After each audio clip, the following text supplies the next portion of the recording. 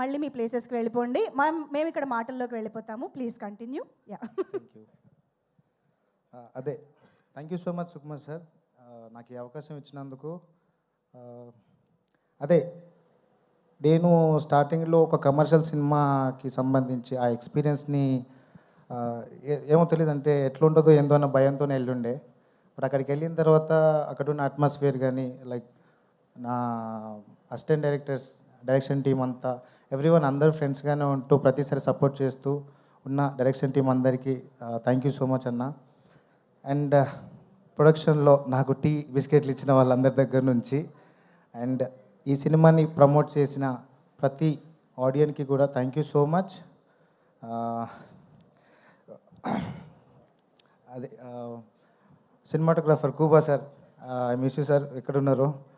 కూబా sir, టామిక్ cinematography team అందరికీ, light department అందరికీ thank you. మీరు ఇచ్చిన సపోర్ట్ నేను మర్చిపోలేను. అంటే ఒక మనిషికి కొన్ని కష్టాలు వచ్చినప్పుడు కొంతమంది సపోర్టివ్గా ఉంటారు.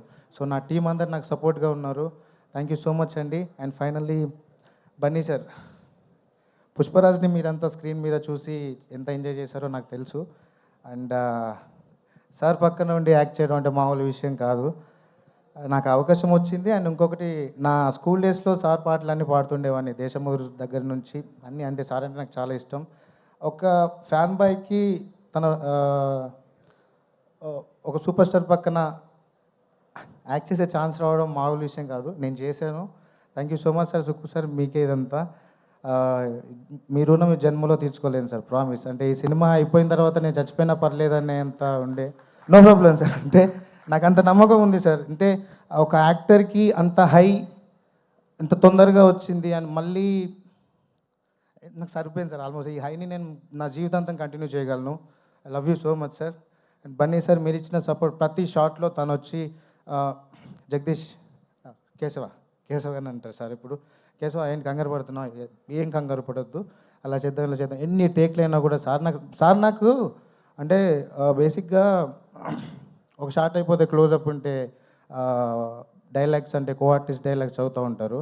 బట్ నాకు బన్నీ సార్ ఎప్పుడు నా పక్క నుండి నాకు సపోర్ట్ చేసి తన డైలాగ్స్ కూడా చెప్పి కేశవ్ గడ్ పర్ఫార్మెన్స్ బాగా చేయాలి అని చెప్పి. Love you sir, me support ఎప్పుడు మర్చిపోలేను. And Rashmika madam, you so cute, thank you so much. చాలా బాగుంటారు సెట్లో మీరంతా.